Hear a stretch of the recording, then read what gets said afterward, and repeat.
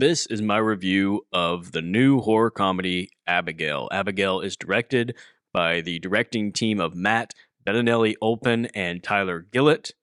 These two have done a few movies that I've really enjoyed, most notably the movie Ready or Not, which is an underseen little gem that is also a horror comedy.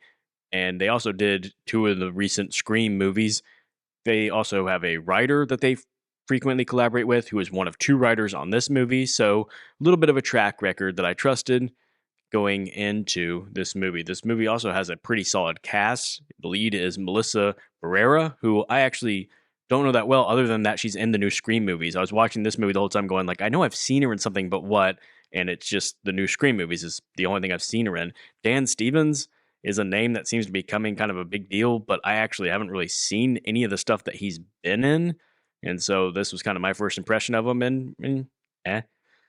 Catherine Newton, who's been in a couple of things. She was most recently this year in Lisa Frankenstein. I thought she was really good in that. Kevin Durand, who's playing sort of the character he always plays, which is big, goofy, not very bright muscle. And he's really good at it, though. Giancarlo Esposito is in it for a little bit. But really, the scene stealer, the one who stands out the most, is the girl who plays Abigail, and that's Alicia Ware. And I think she was just fantastic in this. This is one of those things where if there's a category at the Oscars for like best child performance, I don't even know how old she is, but I'm sure she'd qualify. I'd be like, here's a front runner for best child performance of the year. What this movie has going for it is this. It's got a great premise. I love the premise of a child vampire that bad guys are hired to kidnap and hold in this house, but it turns out the trap is actually for them and they are her prey.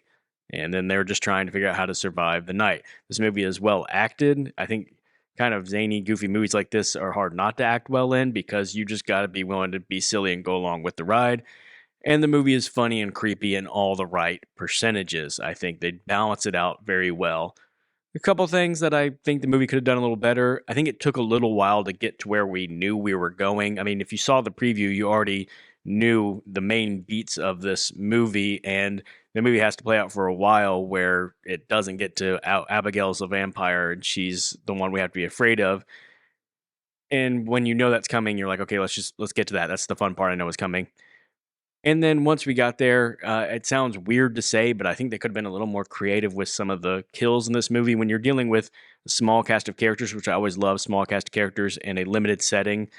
So it's a group of 6 people in a house with a killer vampire girl. You just think, okay, you know they're going to die one at a time slowly and as they're trying to survive. You want when those moments come for it to be something creative and different and not just randomly really violent. And it went a little more with the randomly a little violent. But overall, I had a blast with this movie. I'm giving it an A minus because it was just so much fun. It's exactly what I want in a horror movie. I want it to be horror comedy. I want it to be fun like this. And so I am wildly curious to see how it's going to do in theaters. I don't know if many other people are going to go see this, but if you do, let me know exactly what you think.